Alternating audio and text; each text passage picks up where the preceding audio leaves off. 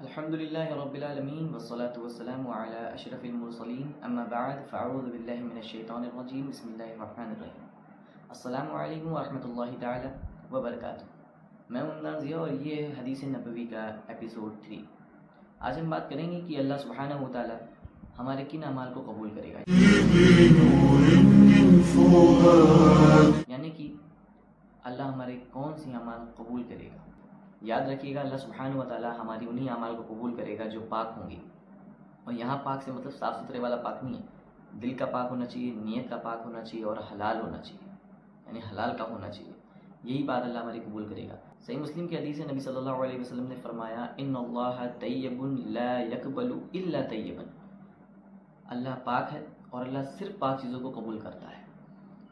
اس حدیث کا یہی مطلب نکل رہا ہے کہ اللہ نہ تو آپ کے اعمال دیکھتا ہے، تو نہ تو آپ کی صرف کہ آپ کتنے خرچ کر رہے ہو، اللہ یہ دیکھتا ہے کہ آپ کس نیت کے ساتھ کر رہے ہو۔ اللہ آپ کا یہ دیکھتا ہے کہ آپ سچی نیت کے ساتھ کر رہے ہو یا صرف ریاکاری کے لیے کر رہے ہو۔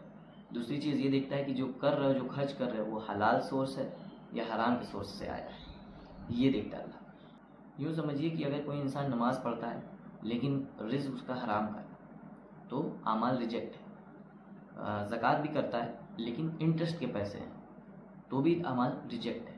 اور کوئی انسان مدد بھی کرتا ہے غریبوں کی، لوگوں کی مدد کرتا ہے لیکن ریاکاری کرتا ہے تو وہ بھی اعمال ریجیکٹ ہے اللہ سبحانہ و تعالیٰ کی بارگاہ میں۔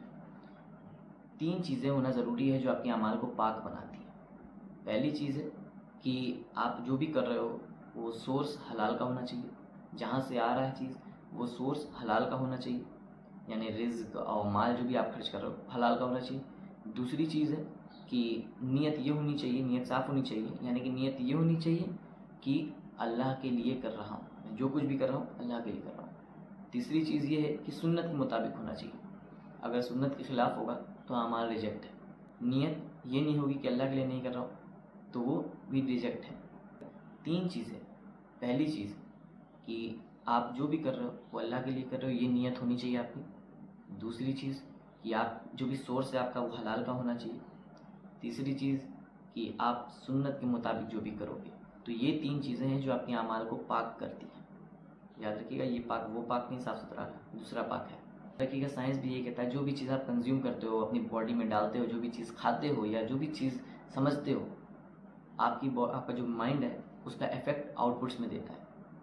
یعنی کہ اگر حلال کا کھاؤ گے تو آپ کی باڈی بھی فٹ رہے گی، برین بھی فٹ رہے گا اور ہارٹ تو فٹ رہے گا ہی رہے گا۔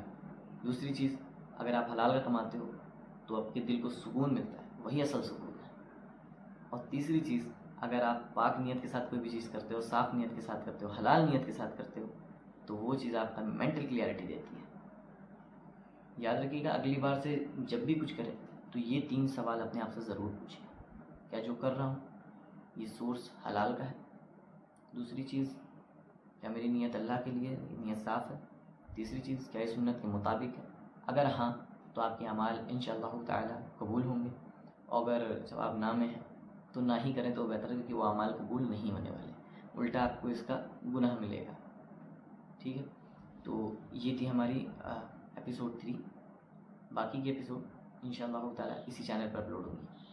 وآخر دعوانا ان الحمد للہ رب العالمین۔ السلام علیکم ورحمۃ اللہ تعالی وبرکاتہ۔